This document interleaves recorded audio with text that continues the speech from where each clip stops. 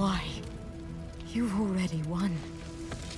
Only innocents remain in the tree. This is war. No. This is hatred. Rage. Windrunner, you were defender of your people. Do you not remember? I remember. A fool.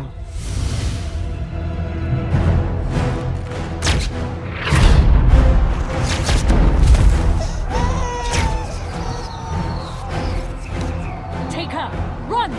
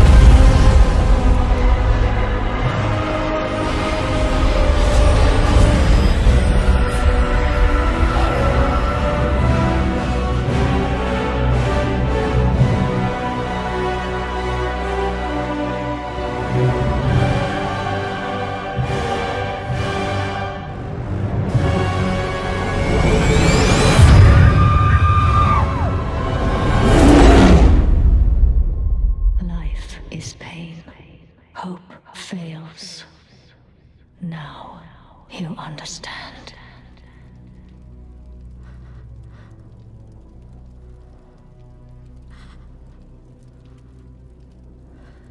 Ah, don't grieve. You'll soon join your loved ones. I grieve for you. You've made life your enemy. And that is a war you'll never win. You can kill us, but you cannot kill hope. Can't I?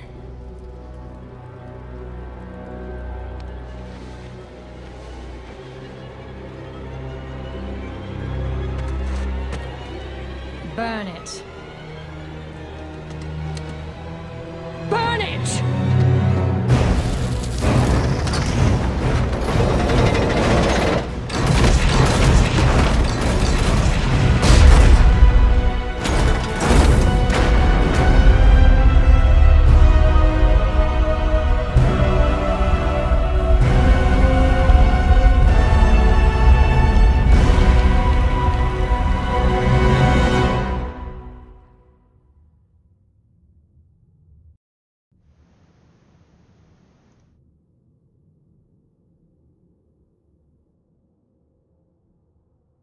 Ladies and gentlemen, thank you so much for joining me.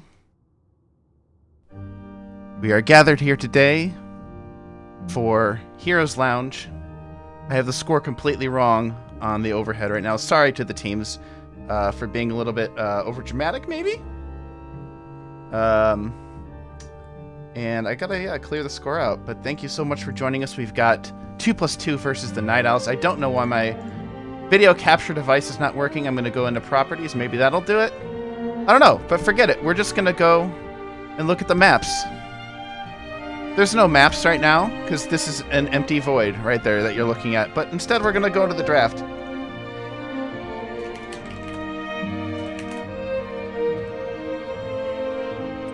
I apologize. I didn't look at the chat.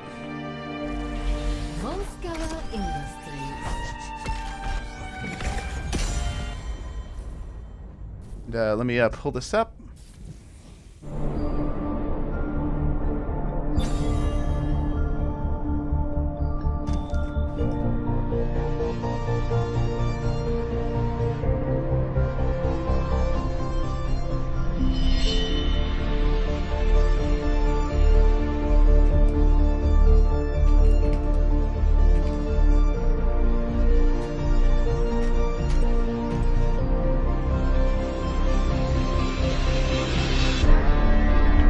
I seem to have screwed it up as well. Sorry about that.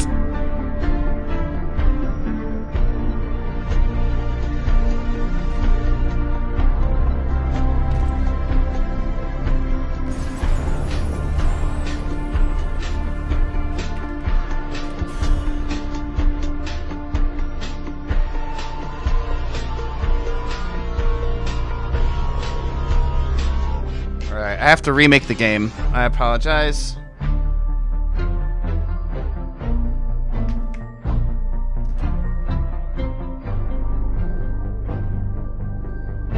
Now, why is my video card capture not working? There we go. Thank you so much.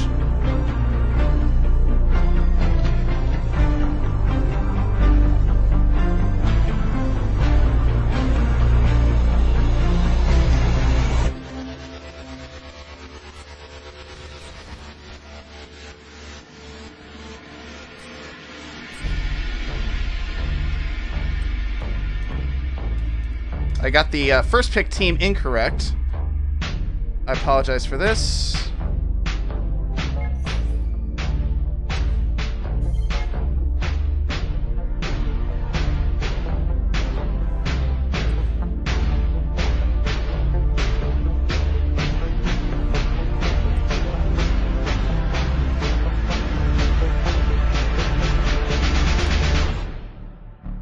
Alright, we're gonna see if we can't.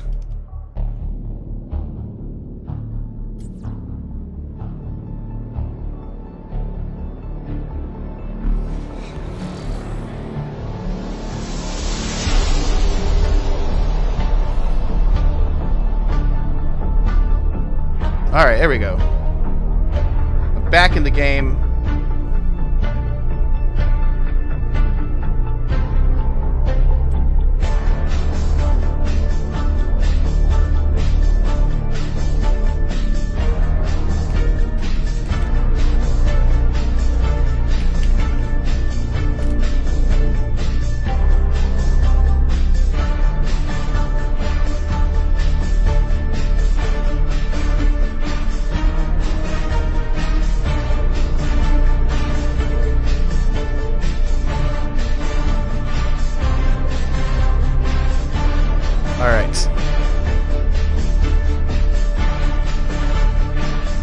Alright, both teams... No, just one team. Both teams are ready. We're going to start this. We're going to do this the right way. Alright. Loving you guys check out my shirt. I'm all dressed up for the funeral.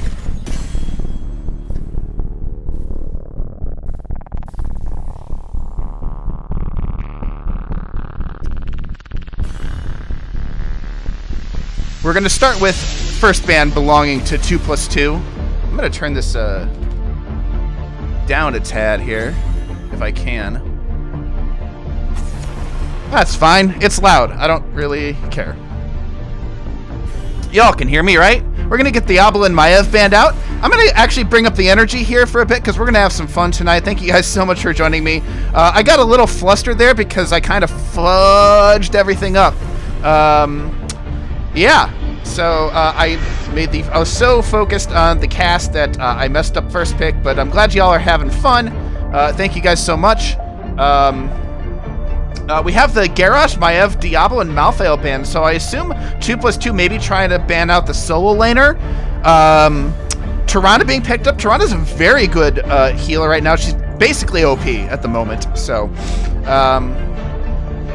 yeah, we're getting the Orphea. By the way, Orphea, first time I've seen her played in 8 Heroes Lounge. I was just about to say HGC, but that doesn't exist anymore. Orphea now being banned out or picked up by Night Owls. I'm very excited to see her played by these top teams here in Division 1. Muradin next hero.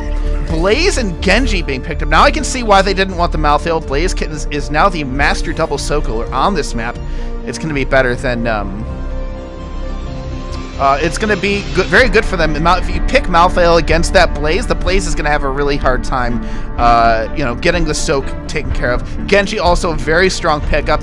I can see a lot going on with that. Tyrande, Blaze, very powerful follow-up CC. But you do need, I think, somebody to initialize this.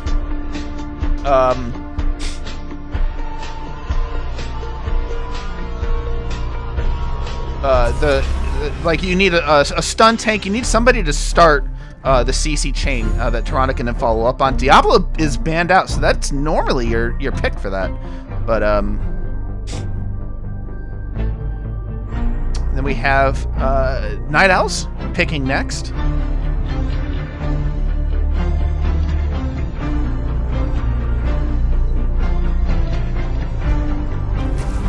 We have Lili. And Chen, we got the pandas! Yes! You know, with the Murden, Chen, Lili, or Fia, I wonder if we're going to see the Night Owls going for the degenerate AFK strategy that has been so popular ever since the new patch came out among top people. That kind of... people have tested that in scrims. Not that those scrims matter anymore, but these teams have talked about basically AFKing to 16 and going to a power spike at 16, which this last pick could show us if we're going towards that, especially if they grab themselves in the Zebo or some kind of like, boy, I don't know.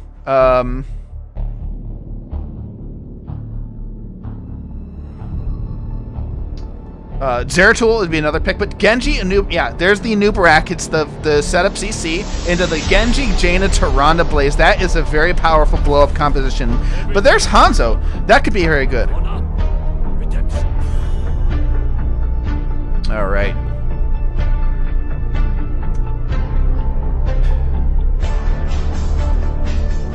Against both these teams. I don't think I have time to set up the player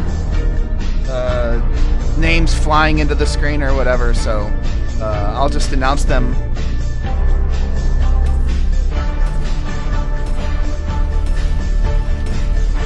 Okay, I do have a volume control in here, but I will turn it down, make sure it's a little quieter next game. So we're starting into the game. Looking at the side of Night Owls, yeah, I expect them to wait until 16th. Maybe Orphea's the power spike. I'm not too familiar with Orphea's power spikes because she's brand new.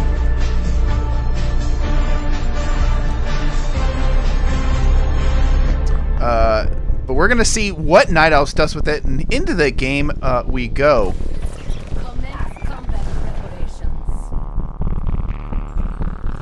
All right. And we move into the game. And over on the blue side, we've got 2+2 with Tythel playing Anubarak, McNulty on the Jaina, Heartbreaker on the Tyrande, Virtuoso on the Blaze, Zeratul on the Axen. What am I saying? Axen on the Genji. Why did I see Zeratul on the Axen? What is wrong with me right now? Do I not have sound on? I don't. How did that... Oh. I'm not piping sound to my correct location. Oh, I don't have any games. Oh, that's because that's because that volume does everything. Okay. All right. I swear I'm a professional computer guy, everyone. All right, into the game we go. We're taking a look at these talents. We've got new habits coming out for the Blaze. That's pretty much the standard at the moment. Nothing really surprising. I will be interested in looking at Chen's talents, going for accumulating flames, so maybe a little bit more of the DPS build. Picked up specifically to handle the Blaze Virtuoso, clearing that wave quickly with a clever use of Pyromania. Let me lower the game sounds just a tad. But we have Virtuoso double soaking, moving up top, and 2+2 completely controlling the rotations as it is now.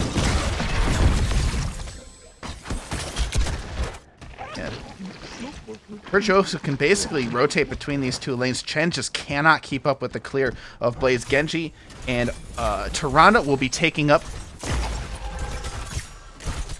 But it looks like, you know, with that rotation control, Night Owls maybe don't care. They are double soaking,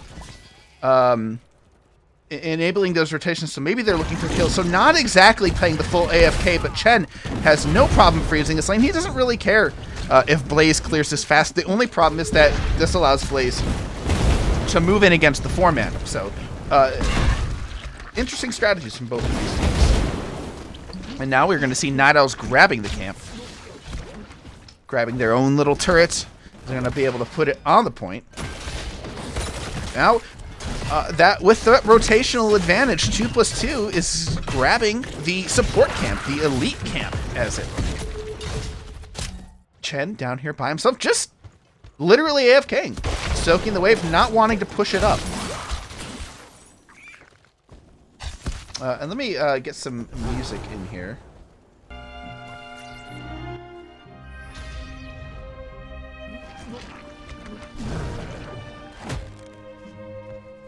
Maybe a little lower. Beautiful, beautiful. All right, Virtuoso escapes. 2+2 avoid the gank by the Night Owls, moving in, invading the side of 2+2, and now they're moving up to try and save Sneaky Squid. Orphea caught way out, tries to get damage out, doesn't happen, and Night Owls lose another member, but they may get a counter kill on Genji. They lose a turret. Who's gonna grab the turret? It's just sitting there, and it belongs to Night Owls. Night Owls taking control of point. And Night Owls not really going for an AFK strategy, except for in the bottom lane. They're actually taking control of point A. Orphea is back up, but this camp is pushing on the wall. Orphea looks like she's headed to take care of it. Neither team able to get on the point and make it. They're going to have to push Anubarak out, but Tythel has no fear. Here comes B-Dubs trying to get started. Goodness.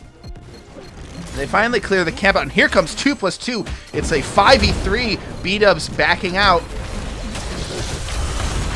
There's a Blaze stun into Chen. Chen has zero escape, and Chen gets deleted instantly. Point A now belongs to 2+2. And it's going to be 10 more seconds before Chen comes back. 2+2 almost at this level 7. They're going to be able to control this with the level 7 advantage. I think Night Owls can make their way back into 7 before this objective arrives, but they're not, and they're going to lose that. I don't think that was part of their plan to simply give up the objectives. They are contesting it. Stormbolt from Murden tries to hit Anubarak, misses, but they still have 2 turrets on the side of Night Owl. B-Dubs died and they had to back out. So now that B-Dubs is back on the Chen, they have an item advantage on point A. They're trying to push them off. It's now contested. Anubarak making his way into Chen. Chen gets very low, but does get the jump out. B-Dubs got low, but Tyrande got moved on in the back, and Anubarak is next to follow. Chen making a nuisance of himself, trying to catch up to Genji. Blaze stuns the Chen, trying to get damage out. They can't finish off the Blaze, and that's 3-0 in favor of Night Owls. Night Owls being very aggressive, and in between these turrets and they put us so much damage onto the big panda. They weren't able to get the kill. Murden jumps in the back line, and the DPS is able to make things happen. They kill the Tyrande, and they get the first objective. Well done for Night Owls.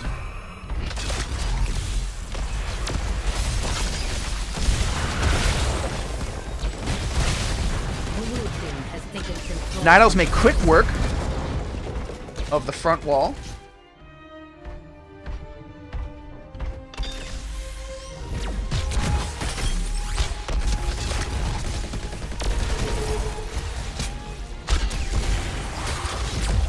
And they're going to make quick work of the second front wall as the Protector pushes in. They're having a tough time whittling it down.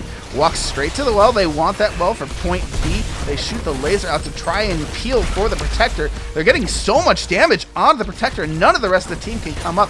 And there, Axon has a trap laid on the way. Here he comes in. The Protector finally comes down. Genji reveals himself. Anubarak makes the engage onto the Orphea. Here comes the Swift Strike. Sneaky Squid makes her way out. Sneaky Squid throws some damage on Genny Axon, getting a significant of his portion of his health taken away. And now Night Owls use the 5-man advantage. Blaze down, soaking at bottom all by himself to grab the support camp. Here comes the arrow, lands onto the Tyrande, but there's no follow-up. The Crushing Jaws hits into the Anubarak. The stun comes out from Tyrande, and Blaze tries to follow it up, but the wall gets in the way. Cups is thrown out from Lily. Every ult is being thrown down, but almost nothing is happening except for McNulty. The barrel is here. Jaina throws out the Blizzard. McNulty almost makes the way up, but B-Dubs gets the swift kick, flying kick in from across the wall, and they find another kill. 5 kills to 2, and another item camp going over to Night Owls. This time they're stealing their opponent's turret. Excellent work from them.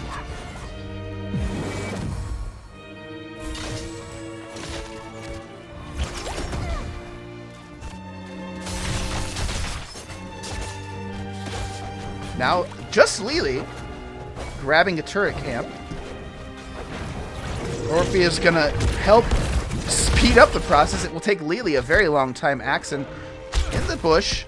Ikebane just trying to soak. Tyrande finds them, but not before the camp is capped. A bit, realizing they are on the camp a little bit late.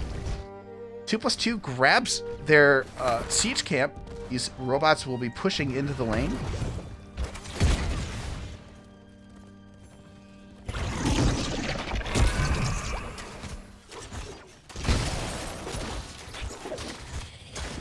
And not a whole lot happening. This is the issue with Volskaya Foundry. Not much happens on the map while everybody goes off and captures the camp. Neither team, 11 to 12, wants to start a fight, except unless they can find Chen here. They've got 4 members. Here comes the cavalry, and the Anubarak stun coming out, followed by the Tyrande. This blaze stun does not fall up. Barrel is used. Chen makes his way out alive. Not able to find the damage in to find the Chen. 60-second cooldown. That point should be... they should have their ult in time. Actually, the ult comes up very quickly, and Haymaker is chosen from Muradin. They use that opportunity with the Chen gank to push in the fort, but Night Owls responds, 2+2 responds in kind. They're going to trade fort for fort, but this fort easily more important for the time being. However, point C will have an advantage for 2+2. That is, unless Night Owls makes their own aggression onto the fort camp. Tyrande throws a check in case anybody is waiting in the bush. Nobody is waiting. Night Owls sits on the camp, 2+2. Now making their way up to point B.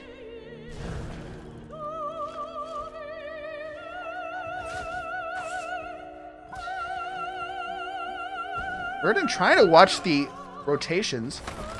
Genji doesn't realize. He tries to find his own spot in the bush. Muradin simply throws a storm pulled out, and Axon is actually engaged upon by the Chen. The slow is huge. Axon might have been in trouble if the rest of the DPS had been there, but instead Orpheus holding point B. Tythel coming in, walking into the middle of the enemy team, gets chunked out by Orpheus, tries to use his Burrow, tries to get out. There's a crushing draws onto 2. The damage is there. The ring comes out to try and defend along with the Ring of Frost, but it's not enough. Tyrande goes down, and the barrel onto Anubarak pushes Tythel into danger.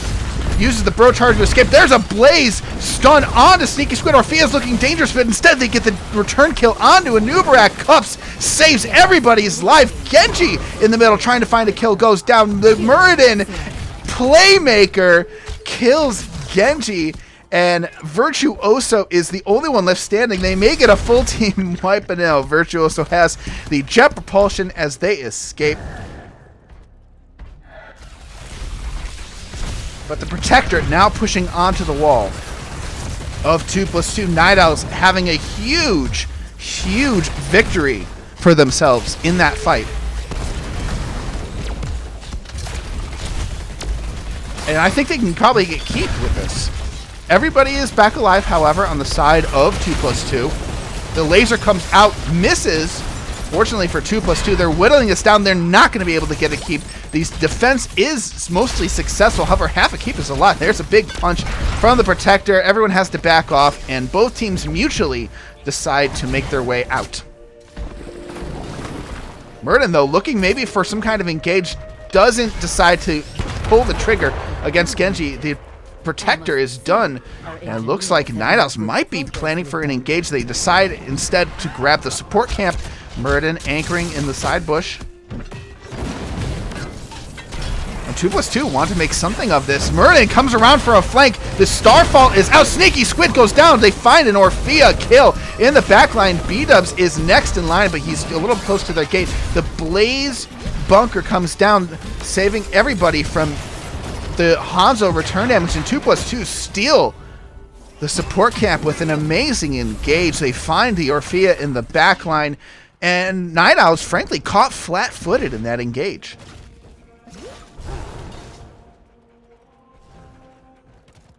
Now they're thinking about the support camp. They've still got 8 more seconds before Orphea's here. 4 members are down. It's just Muradin and Hanzo. They give up the turret. They thought they might be able to sneak it before 2+2 but 2+2 on their toes.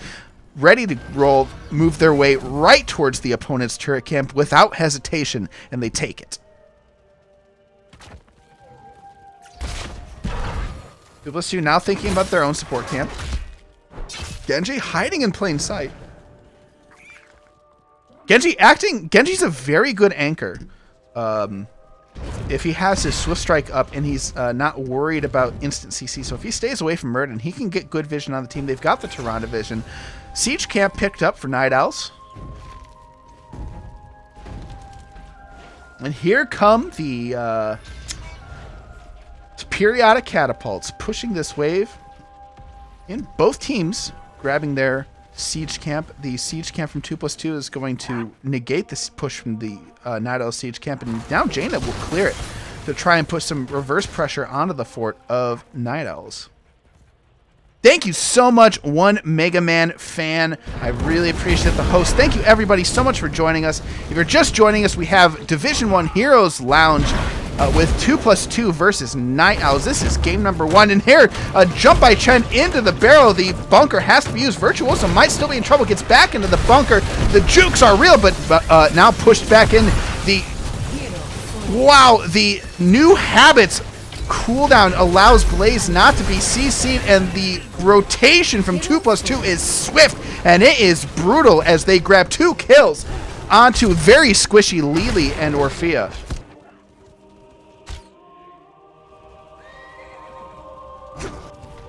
An excellent comeback from 2+2.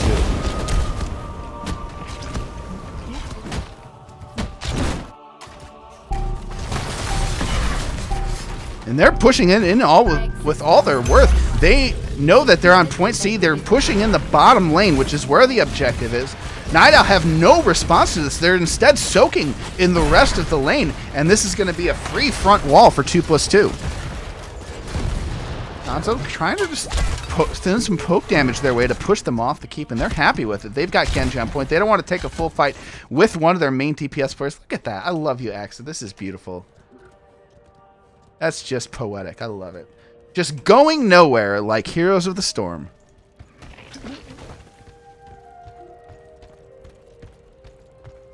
Axon makes his way out. Murden might have himself a nice target. Axon with the jukes. Cool Iceman holds his Stormbolt, and Axon uses his Swift Strike to get away. The barrel doesn't land on his intended target. Beat-Ups doesn't get anything with the ult. However, the point now belongs to Night Owls, and Blaze had to make his way top to stop this catapult from pushing their keep in. And they're making their way in. They know Blaze is gone. Murden steps up on the Jaina. Jaina might be in trouble. There's the playmaker on McNulty. The Ice Ball comes down to avoid the Dragon's Arrow, but the Crushing Jaws timed perfectly. However, Beat-Ups is in trouble as the rest of damage from 2+2 catches them in a choke. 2+2 with another amazing response. 2+2 finally finding their feet. In game number 1, they get themselves another kill onto Murd, and the CC from Nubrak is too much. Another kill onto Lili. McNulty, though, getting killed by Peekabane. Hanzo with the revenge kill. Virtuoso almost finds the target. Nubrak maybe coming up to try and get the Hanzo kill full. It's a 4 for 1. But that one kill, very cold comfort for Night Owls. And this Protector is going to be pushing onto an open keep. 30 seconds until Lili comes back. 2+2 is probably going to have themselves a keep, and if they can find more picks, more.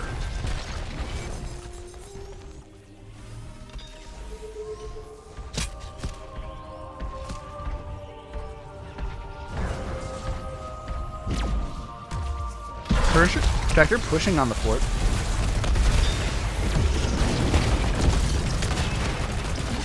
Yeah, this keep is going to go down very quickly. The Protector is not going down nearly as quickly.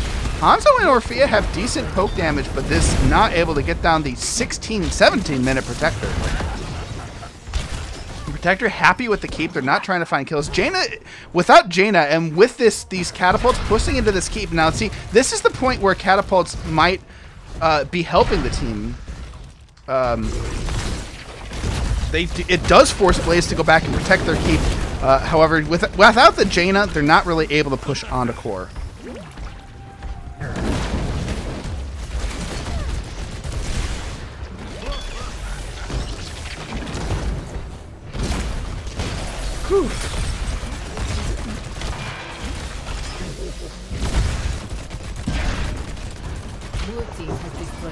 And it's another fort going over to the side. Now let's take a look at some of the XP numbers here. Passive experience is just about even for both teams.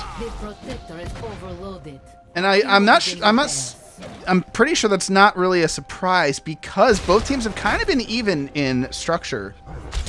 So now really hero kills and mercenaries are the difference between these two teams. But now both are 20. So XP matters not anymore. And now Chen setting up a sting.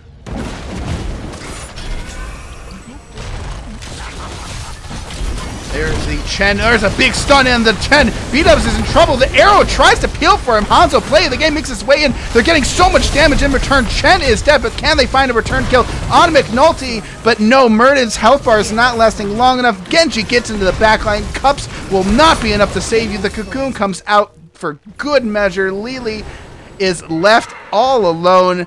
She's in the cocoon, but it doesn't matter. Karen has to back out, and now 2+2 is making the final march.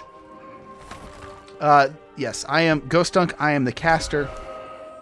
And 2+2 finally makes their way back. They had a huge spike in the late game. I'm not sure. Maybe it's the Genji Jaina level spike, but whatever it was, whether it was their own play or the heroes, they were able to turn it on late game, find their win condition, and make their way all the way to the core as 2+2 takes game number 1 in this Division 1 matchup.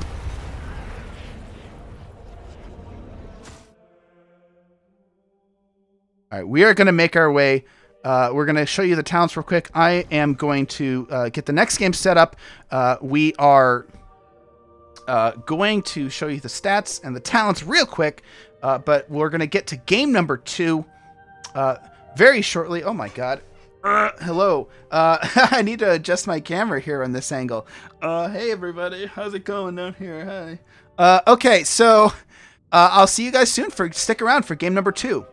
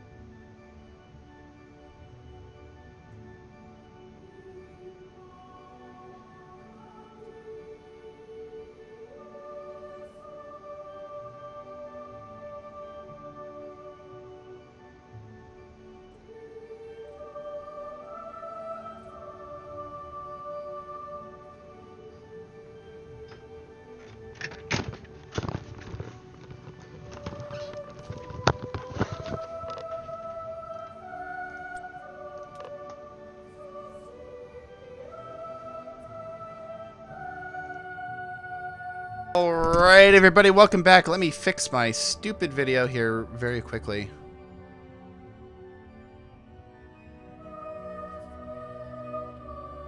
Here we are.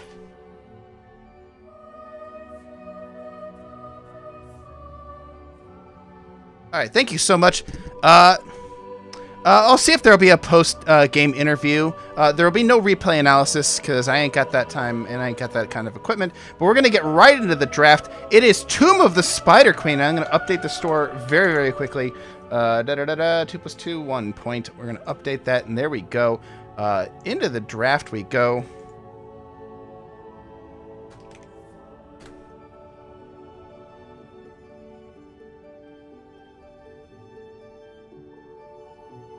Okay, both teams are ready. Into Tomb of the Spider Queen we go. This is the map choice of Night Owls. I've got the right side. Okay, here we go.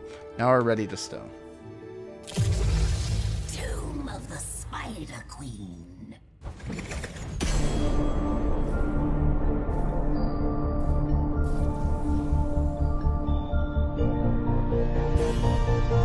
Okay, into the ban we go.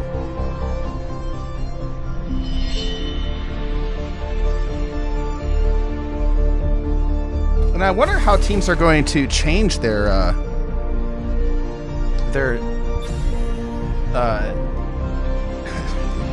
approach to these bands. Maiev being a very popular band, actually super powerful at the moment. Diablo also a huge choice for bands. Very popular tank.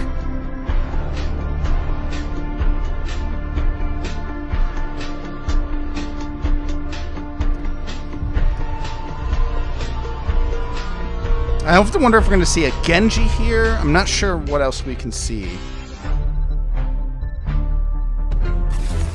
Okay, we are seeing a Zeratul ban out. Not surprised. Though Zeratul Wombo combo is pretty powerful. But now a Blaze being banned out. Now, Blaze was very strong against them. I could see if Bunker ruined a lot of their plans. Bunker's very powerful tool. Garrosh now being taken for 2 + 2. Another classic on this map.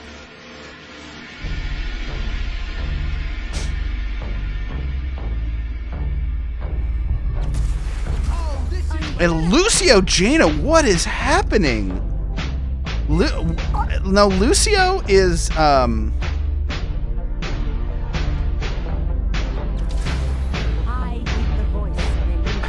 Now, Lucio is, one, not seen very often, but two, not first picked. This is a and this is a map choice of Night Owls, so they've got something up their sleeve. And now we've got the Tyrande Raynor. Two very powerful combinations. Raynor able to deal out lots of damage. The team's talking draft in the draft hall. I love it. I love seeing that there.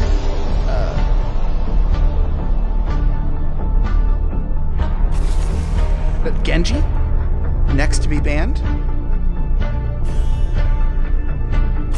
And Malthael. Now, we can see why they banned the Malthael. They've explained it. So Malthael, you don't want him to, you know, harass Garrosh. And Garrosh definitely dies a lot quicker to Malthael.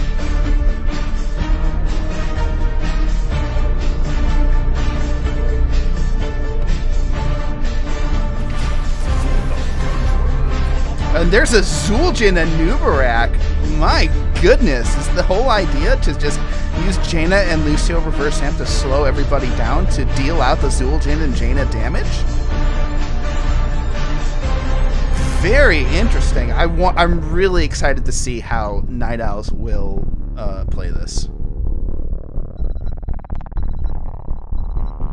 Next bands for 2 + 2. The Junkrat and Leoric. Junkrat, I like, but between the Raynor and the Junkrat, it's really Riptire that's going to give them the only burst tool in their arsenal. I mean, with the Garrosh throw into a Tyrande stun, you don't need a whole lot of burst, but still, you want some. And now Varian, is this going to be a Windblaze?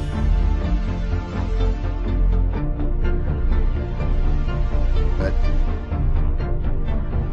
okay, we see some switches happening. Very interesting that they don't flash the character anymore. They change the position of the players and names on screen.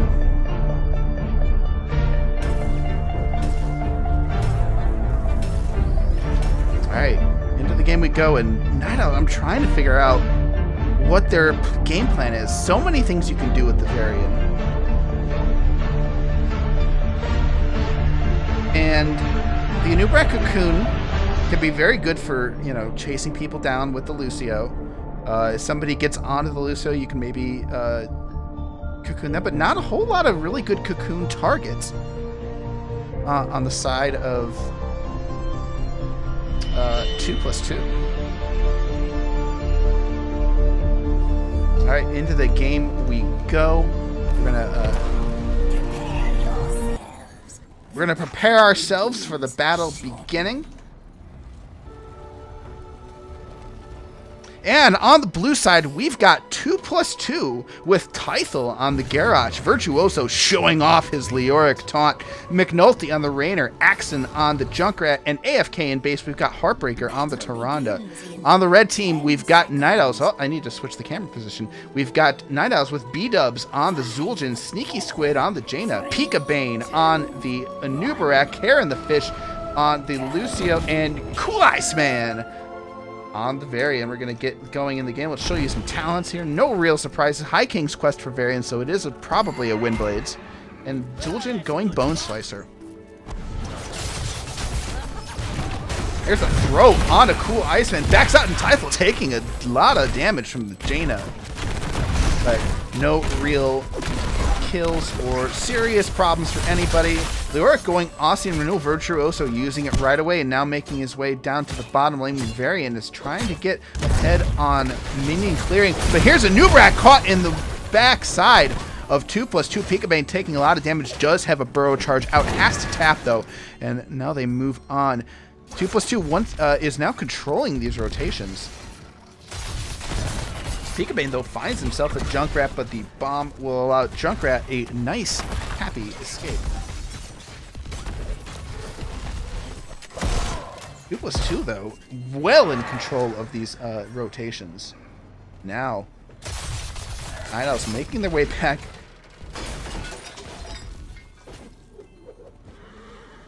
Junkrat tripped, and removed. There's a trap thrown down in front of the turn in, but there's a throw on Anub'arak. Pika Bane has a burrow charge out. Pika Bane survives, but has half of his health taken away. Meanwhile, in the bottom, Varian finds out the Raynor and Leoric are on the camp, and Cool Iceman is nothing even the Cool Iceman can do in that situation.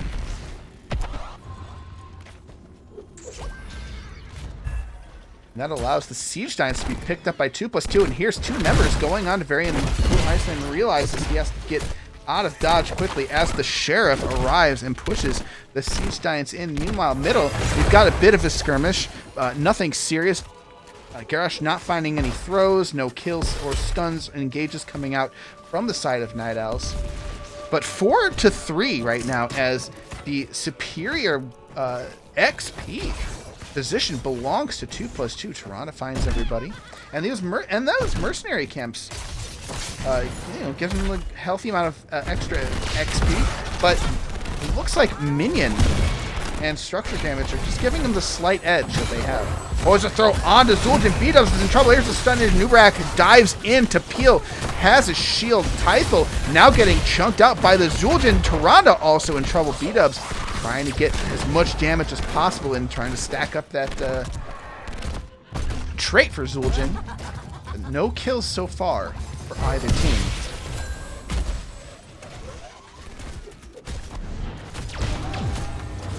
Oh yeah, pour one out for Hots. Thank you so much for the charity bits. I really appreciate that. There's a burrow charge into Garrosh, who uses Indomitable to escape. The Junkrat trap blows everybody away. And another engage foiled.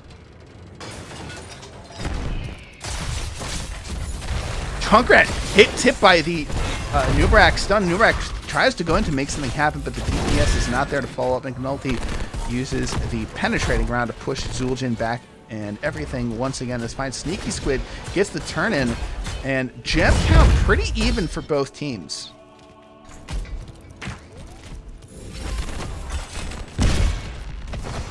Garrosh throwing Jaina. Sneaky Squid in trouble, getting chunked down by Tyrande, but the peel from Nubrak is enough to push them away, and Sneaky Squid has to heal up. Does have tap. I think maybe she was waiting around for it.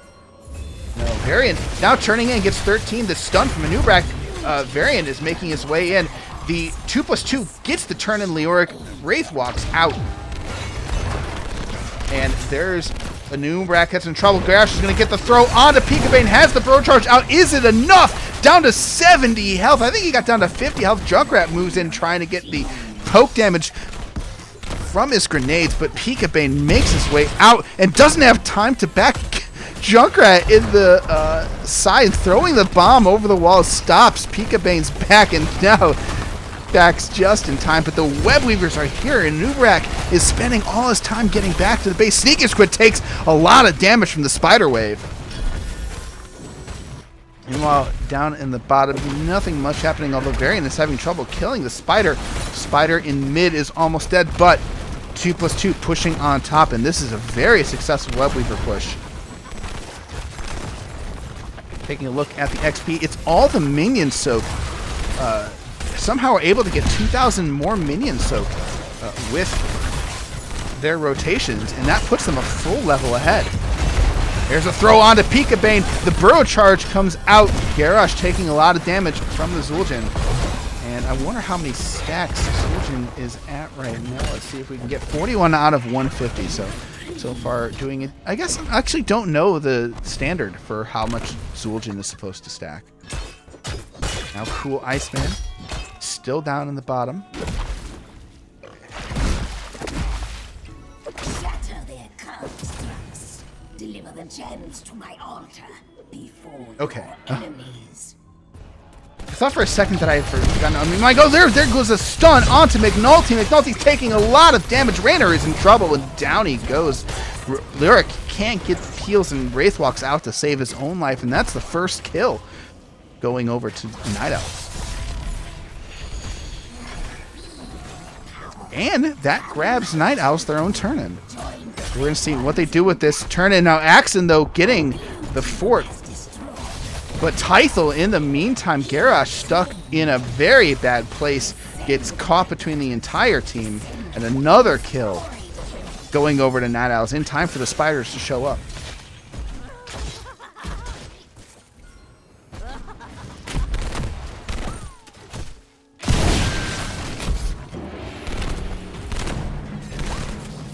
Mid Spider pushing in, the Spider pushing top. We're going to see, note that 2+2 did get the first fort, so we're going to see how much more passive experience they get out of having that fort 6 minutes, 30 seconds into the game.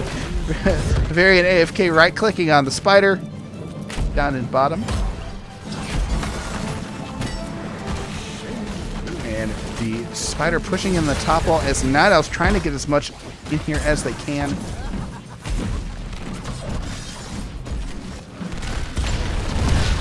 We get the game sounds a little bit higher. Probably to every corner. I've never seen anything. Oh, I have an ad playing. That's horrible. Oh, and Entomb comes down onto Sneaky Squid. Virtuoso trying to get the kill onto Jaina. The sound barrier from Lucio will not be reversed. And meanwhile, Raynor is the one that is cocooned. The Hyperion is out.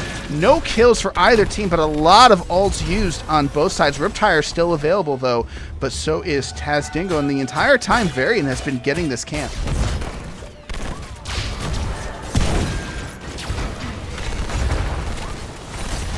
Pyth now taking a lot of damage.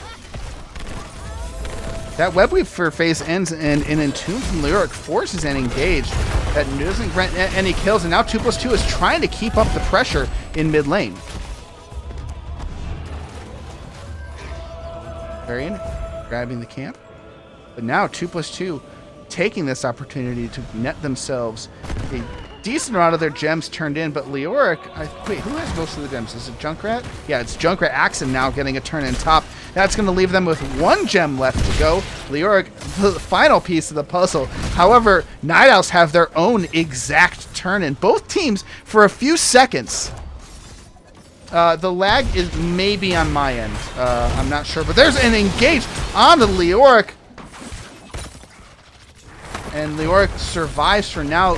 Garrosh finishes this quest. Zul'jin getting free damage onto Garrosh, but the Blue Webbers, oh my goodness, the Blue Web Weavers are descending 2+2, now pushing in with their spiders. Tell me if this game, the lag keeps up, because I think it was just because I had my HOTS window out of focus to turn off that stupid ad that was playing. B-Dubs uses Amani Wrath to get some more auto attack damage in, but Garrosh backs out. Here comes the Hyperion to get some more siege damage onto the fort along with the spider. Jaina up top clearing the spider all by herself. This will be a mid-fort going over to 2+2. Now the structure advantage belongs to 2+2. Night Owls, though, may be playing the AFK game. They've got 2 forts down, and they may find an opportunity if they want to freeze the waves by their keep to get back into the game. That is, if 2+2 allows them. So we're going to see how both of these teams play this at this moment. 2+2 throws Anub'arak. He has a burrow charge. Peekabane gets up, but the Entomb keeps him in place. Peekabane saved by Sound Barrier. The Riptire comes out, and that's what the cocoon is for. Axon has to put the Riptire on full cooldown. Peekabane saved. The keep saved. They only get a front wall. And what a defense from Night Owl, even considering they are down 13-12. Destroy their constructs. Reclaim them. Show no mercy. Alright, Junkrat laying down a trap. Gonna stop any potential turner inners. Now Night Owl have their own turn, and they have a chance to catch up in experience. But I say that, and that's not true anymore, because structures won't give them any experience. So now wisely holding off on the turn-in for now. Hyperion smacking these Siege Giants for all he's worth, getting as much XP as possible. And they are not freezing their lanes. And in fact, this lane top pushed all the way to the side of 2+2.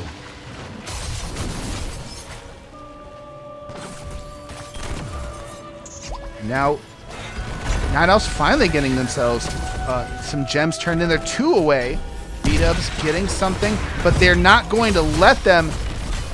2+2 using the Leoric Spooky Ghost to turn down everybody's damage. Garrosh in trouble. Here comes the Hyperion. It will zone Night Owls out of the turn, and Jaina way out in the middle of nowhere. Peekabane has to burrow charge. There's nowhere for him to run. He's going to die. But no, not before the Sound Barrier, and an amazing Sound Barrier from Karen the Fidget. It's not going to be enough, but it will be enough to find the kill onto the Leoric. The Junkrat finds a safe place to Riptire, and they get to Jaina. Cool Iceman is going to be next, and Night Owls were just completely split by the pressure from 2+2, but they're finding their own points of damage. Leoric trying to get a kill onto Garrosh, but Tyrande heals are there, and Raynor finds himself a Zul'jin in the meantime, and Karen might be next. Lucio might not be fast enough, but is fast enough to avoid the Garrosh throw. The throw on the Junkrat. Does Junkrat have the damage? The bomb doesn't get him to where Axon wants to be, and Karen the Fish survives.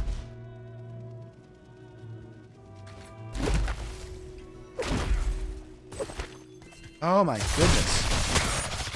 And what could have been some good pressure, and they get another fort. Could have been some kills on the side of Night Owls turns into a bad fight as they don't get a turn in. I think they saved most of their gems, however. I don't know. Wait, who has them all? Yeah, it's...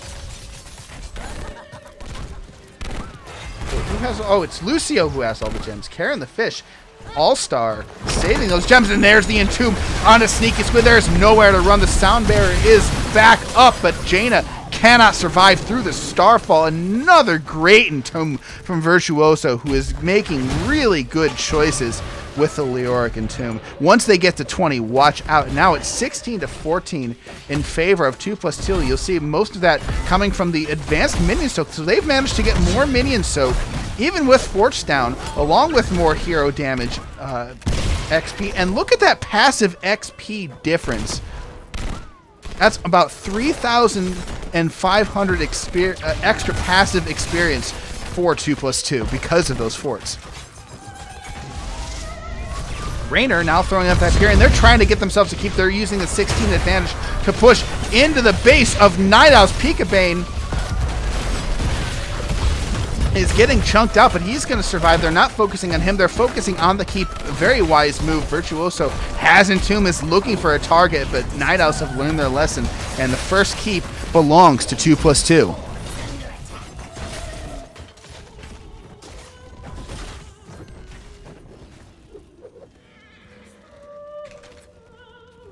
All right. And I just asked if the stream was any better, and I know that may actually lag the stream that I've done that. Oh, no. Well, that's a shame. I'm getting very poor FPS for some dang reason. I'm going to try... Oh, there's an Entomb going down from the door. Pika-Bane in trouble. The sound barrier comes out. Pika-Bane survives through the Starfall. Raynor Cocoon just stopped the damage and staunched the bleeding as they escape from another 16 fight. I don't know why my FPS is so dang low. I'm going to try and exit out from a few programs here. Maybe that will help. It will stop the lovely, lovely music that I've been having from YouTube. But we're going to see 2+2 taking further advantage of their 16 to get the boss. But getting the boss, they allow Night Owls to grab themselves a turn, and so that spider will help stop this boss push in. And now it's 18-16, same talent tier, so an opportunity. And yes, there we go. FPS is back up to a better value. I need a better video card, man. But we're gonna see. Maybe this Christmas. We'll see. If I grab myself a video card. Now Jaina looking maybe for some kind of flank along with the rest of the team. Cool Iceman holding it down mid. Boss man pushing free onto that front wall. Night Owls don't care. They want to find and engage onto 2+2. They're not finding it though. They're pushing ahead.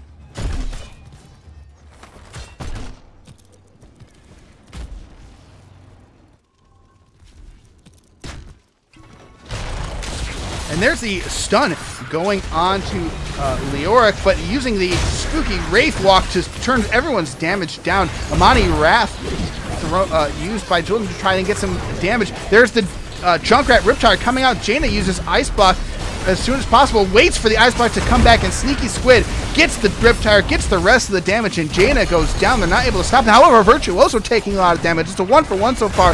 The Entomb stopping Night Owls from escaping. B-Dubs throwing out the axe of the Cool Iceman. Finds himself a Junkrat in the backline. Axe and takes lots of damage from Varian, but it's not going to be enough as Night Owls backing up. Zul'jin stops to regenerate almost in the middle of traffic. B-Dubs is in trouble. There's a... Whoa!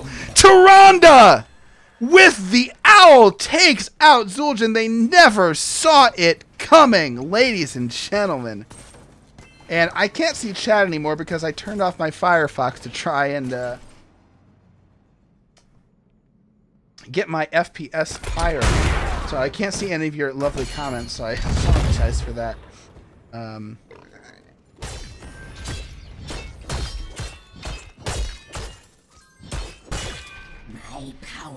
now 2+2, level 20. They've got themselves a Web Weaver. They've got themselves a huge wave. 2 catapults bottom.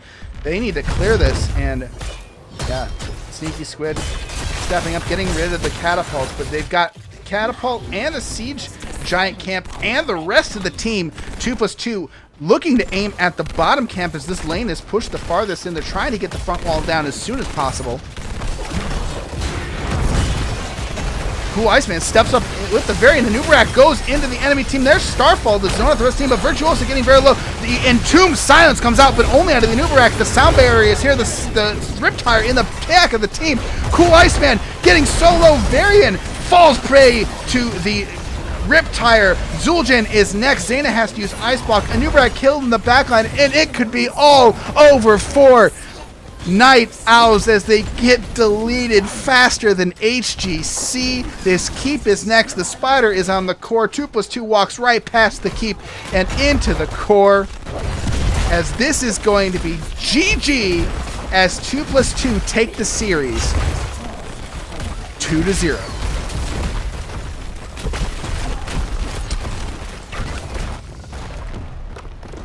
And Axon even gets the bomb off to go over the core. The swag points for Axon at the end. 2+2 wins the night. And we're going to see if we can get ourselves an interview.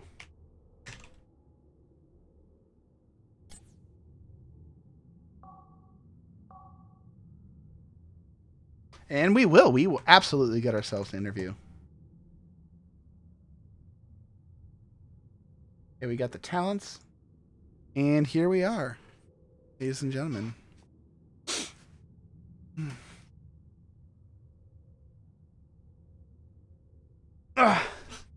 We're going to get into the match on A, where we are joined. Hang on, I need to... Oh, never mind. Actually, we're cool. We are joined by Babo. Thank you so much for joining me. How are you feeling after that 2-0 victory? Feeling great. You know, obviously a lot of bad news about HOTS today, and that's a whole nother topic. But we can only focus on, you know, the game that we really enjoy playing and our match. So yeah, it felt great. Awesome. Very cool. Let's get into the game, man. You guys just ran a clinic in Tomb of the Spider Queen, but I kind of want to ask an overall general question. What's been your guys' approach to the meta now with the different changes? It didn't seem like you changed too much, but what changes were there?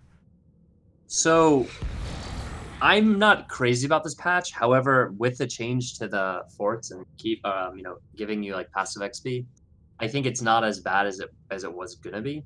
So I'm not like, I don't think any team has anything figured out. It's a shame that there's like no pro stuff now, because otherwise they'd be like all over it. They'd probably have discovered some pretty cool strategies. So we pretty much are keeping things as we know them, or as like I know them.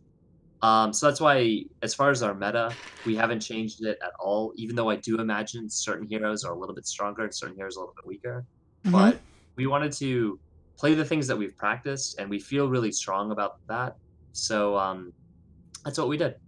Awesome. Very cool. And you guys really put on a show. And I want to go back to the first game. Let's see if I can pull up the draft so I can remember what happened. Yeah, I guess went for Volskaya Foundry.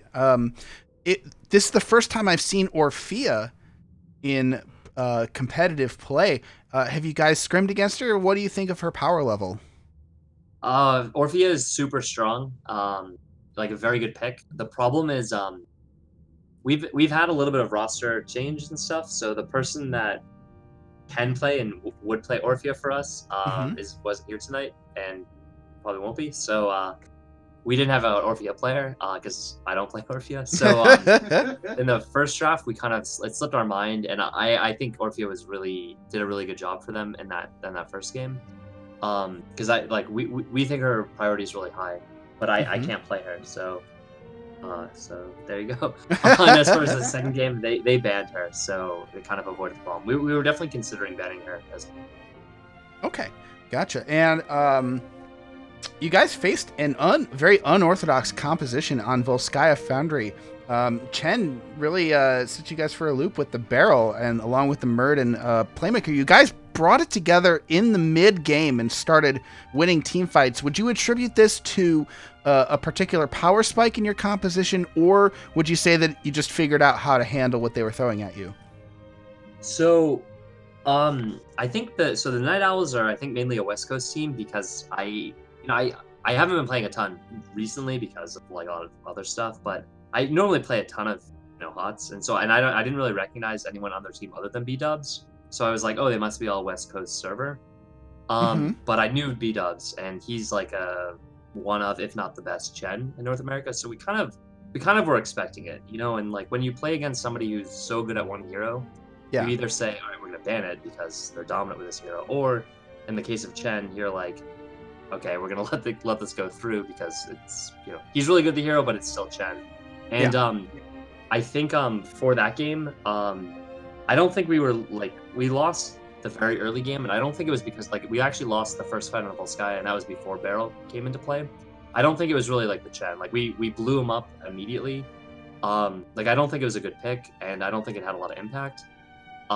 Again, I would attribute Volskaya more to the play of their Orphea, who was terrific, and they had some really nice engages with the Hanzo. He was their damage. So I think the interplay of the Hanzo Orphea, who are really meta, both of those are really top tier heroes, and they played them very well, did far more damage to us than the Chen, which is clearly very off meta. As far as what turned it around, I think we just battled. We played better is probably the best way. We basically realized we had a failed engage when we burrowed in onto Chen, and their Lili got a really nice cleanse. It was like a team fight winning cleanse, and after that, our tank is Typho, and he was like, "Oh, I'm just gonna cocoon Lili." And when we realized that they didn't have a save mechanic for Chen, who needs to drink, we could just insta him, and then we just won all the team fights after that. So we kind of had to work through how best to approach the team fights. Okay, we did it. Awesome, very good to hear. Now, looking more towards the future, have you do you think that the degenerate so-called AFK style of play is going to come into play in Division 1? I was really worried after the changes that would be the optimal way to play. And from my little bit of experience in our scrims so far, I don't think that's the case. I was really worried that Heroes of the Storm was going to become pick, Nazeebo, wait behind your towers, and then just win the game. And on the scrims, and maybe teams just massively miss playing, that hasn't been the case. That doesn't seem to be the way to win. Okay. With getting forts down, giving you passive experience, it's getting early forts is actually super valuable because it will actually get you more, it'll get you to 20 way faster. So in a weird way, it actually makes the early game more important. So, again, I don't think that they should have changed anything to Heroes of the Storm. I think the gameplay itself was outstanding. The game has a lot of other issues which related around matchmaking and population. So I don't really like the changes, but I don't think the changes really are even accomplishing what they want. Fair enough. Now, and looking towards the future, I assume you guys as a team are going to keep playing in Heroes Lounge going forward. Do you think, I know some Div 1 teams probably may stop right now, so I don't know if you wanted to speak to that at all. Yeah, I mean, the team, we had a scrim earlier tonight, before the match and everything. We had a pretty brief discussion because everyone was pretty much on board with, hey, we really like this game. I personally think this is a great game. So we're well, we're not going to stop playing. So we're still going to play all of our Heroes Lounge matches. I think, Beautiful. Yeah, I mean, as far as, and I hope other teams follow suit because, again, there not being an HGC and a pro scene shouldn't really impact amateur leagues as far as desire to play. Even though it's really upsetting because I loved watching HGC, not having that just sucks. So yeah, I can't speak for other teams, but we're gonna certainly play. I mean, the season is still another month and a half. There's a lot of season to be played, and we're still getting better. And we really like playing with each other. So there's no reason to not play with each other, I guess. Yeah. Even though I do think beyond month and a half or 2 months, the state of the game will probably be worse when there's fewer developers, fewer new stuff coming, and no pro scene. That's gonna really damage the long term. But as far as for us in the short term, it doesn't change anything. Gotcha. Yeah, so that's pretty much it for my questions. Any shout-outs tonight? Yeah, so first off, shout out to you for casting. I spoke with Professor Bobo earlier. He's done with HOTS completely. So yeah, rip that, which sucks. And I totally respect and understand that. I'm not. I still like the game a lot. Love you, buddy, by the way. So yeah, so basically, shout out to the casters and people who are sticking with the game. I fear that the health of the game long term is very, very bad, but at least in the short term, not so bad. It's still, I mean, in the game one, just to give you an idea, we fell behind, but there was comeback potential, and we really rallied together. That's HOTS. It's a great game. Yeah. you know what I mean? I think game 2 is more of I guess you said it's it was a clinic on how to play it. It was more it was a more solid game, and I think we kind of led that wire to wire. But game one definitely showed like the back and forth, nature of Hans. Anyway, shout out to the team. This is for the most part, pretty new roster from, from NGS and everything for a multitude of reasons. But our results have been pretty good. Like, I mean, the truth is we've been playing really well together. I love playing with everybody. I mean, a few of the people I've played with previous teams and stuff. We think we're looking good. Our very first match we played against BXA, who I don't know if they stay together or not, but they should be the prohibitive favorites of Heroes Lounge. I mean, they're of the teams we've scrimmed and everything and then played them, they're like way better than everyone else. So we think, we're looking great for the season. No, that was obviously a loss, but everything else, we expect to win. So shout out to my team, and then finally, of course, shout out to the other team. It was great as far as our scheduling there. Again, West Coast, so I know it was hard to like coordinate a time because this is pretty late for us, but they played great like that. The game one back and forth, game two more in our favor, but good luck to them going forward as well.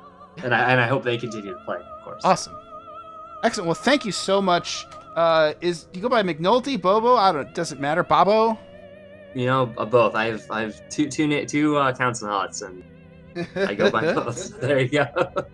All right, beautiful. Thank you so much for joining me, and congratulations once again on your 2-0. Okay, and thanks again for casting.